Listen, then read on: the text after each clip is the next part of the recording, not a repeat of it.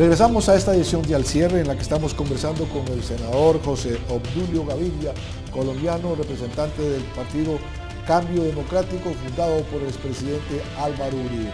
Estamos analizando este interesante proceso sobre las conversaciones de paz entre el gobierno de Venezuela y las guerrillas de las FARC, que, como bien sabido, han dejado múltiples víctimas y recientemente unas de ellas, o familiares de ellas, dialogaron en La Habana, y aquí tenemos un testimonio de algunas de ellas. En mi caso, por ser víctima de agentes del Estado, del Ejército, nos recibieron con mucho respeto, escucharon nuestras palabras, no nos han pedido perdón todavía, lo esperamos porque lo que hemos sufrido es muy grande y se ha transmitido de generación en generación. Pero venimos sin odio. Es el encuentro más importante y trascendental de toda mi vida.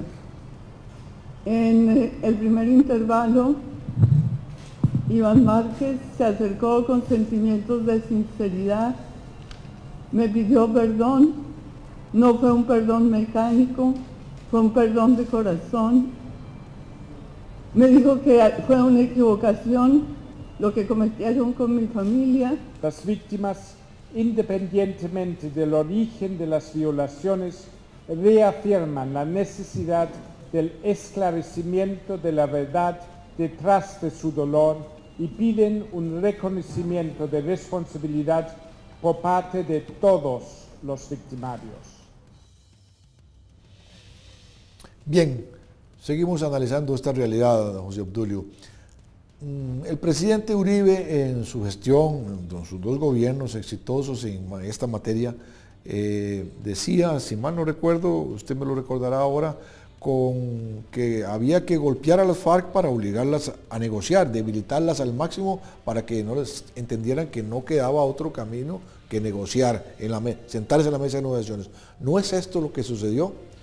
Mira, hubo un rompimiento de las políticas anteriores al 2002 por parte de Uribe, que se basaba en la siguiente declaración: el problema de Colombia es la falta del ejercicio firme de autoridad y el respeto de la Constitución, comenzando por el Estado mismo. Hasta el año 2002, el gobierno no enfrentaba a la guerrilla propiamente, sino que la mantenía, dijéramos, como en una detente, la perseguía, pero no tenía una política estructural ni sistemática de persecución.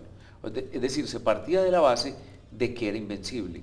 Incluso la frase normal en Colombia es, eso es absolutamente inderrotable y por lo tanto hay que negociar. E incluso se refería siempre, desde el punto de vista de la academia y de la política, a los casos centroamericanos, que eran muy diferentes. El caso de El Salvador, por ejemplo, uno va a El Salvador y la gente le habla a uno de la guerra civil que hubo allá. En Colombia nadie le habla a uno de la guerra propiamente. Le habla es de la violencia que ejercieron contra comunidades las organizaciones terroristas de cualquier pintura, de cualquier color. Entonces Uribe comenzó una etapa que se llamó de la seguridad democrática, y eso cambió completamente Colombia. En el año 2002 estábamos conversando extra cámara, fuera de cámara, en la famosa investigación que hace cada año el Foreign Policy, la revista Foreign Policy, en esa época dirigida por un venezolano, Moisés Naim. Correcto. Y en esa edición de abril del 2002, es decir, poco antes de la posesión de Uribe se posesiona en agosto del 2002, yo encontré que Colombia es que era un estado fallido, al lado de Haití. Un estado fallido es una categoría gravísima, claro, para inversión extranjera, sobre todo para turismo, por ejemplo. ¿Qué turista puede ir a un país que está en estado fallido? Un turista de peligro extremo, de pronto, o un tipo, un aventurero, un loco. Y entonces Colombia, con esa política anterior a Uribe, y estamos hablando desde el año 1962, aparecía como con una guerrilla que era imposible derrotar. ¿Fue eso lo que obligó o lo que hizo posible el surgimiento de los paramilitares? En buena parte hay una constante. Los paramilitares surgen en las zonas en donde está fuerte la guerrilla, sobre todo en las zonas de narcotráfico. Si vas a revisar todo el mapa paramilitar, es el mismo mapa de la formación de la guerrilla y de la presencia guerrillera.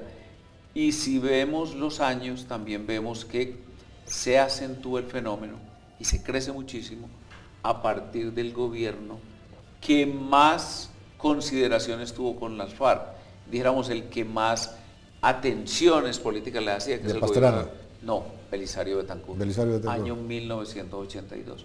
Entonces en el año 82 se expande de tal manera la presencia guerrillera, sobre todo porque comienza a meterse en el negocio de la coca, y el secuestro crece enormemente. ¿Como hecho político la muerte de Luis Carlos Galán tuvo algún significado? No está vinculado a ese fenómeno, porque ese está vinculado estrictamente al fenómeno del narcotráfico, y en un momento en donde las FARC no eran el principal cartel del narcotráfico. Entonces podríamos decir que las FARC y el narcotráfico son consustanciales. Hoy sí, totalmente. Tanto es que ocurrió esto cuando capturan al principal capo de la droga en México, el Chapo Guzmán. Entonces inmediatamente se observa un fenómeno, y es que la DEA desplaza cantidad de agentes para Colombia. ¿Por qué? Porque el Chapo Guzmán les confesó que su principal socio como cartel de la droga era las FARC, y encontraron en Bogotá, en contactos con las FARC, al sobrino del Chapo Guzmán. Entonces, ¿qué pasó con Uribe? Uribe comienza en el 2002 una política de seguridad democrática que era ejercicio de la autoridad, presencia de la autoridad en toda parte. Llevaba, por ejemplo, en el momento en que él se posesiona, 300 municipios de los 1098 que había en ese momento en Colombia no tenían policía porque había sido desalojada por las FARC y sus cuarteles destruidos. Entonces todo eso se recupera. En el año 2010, ¿qué está pasando?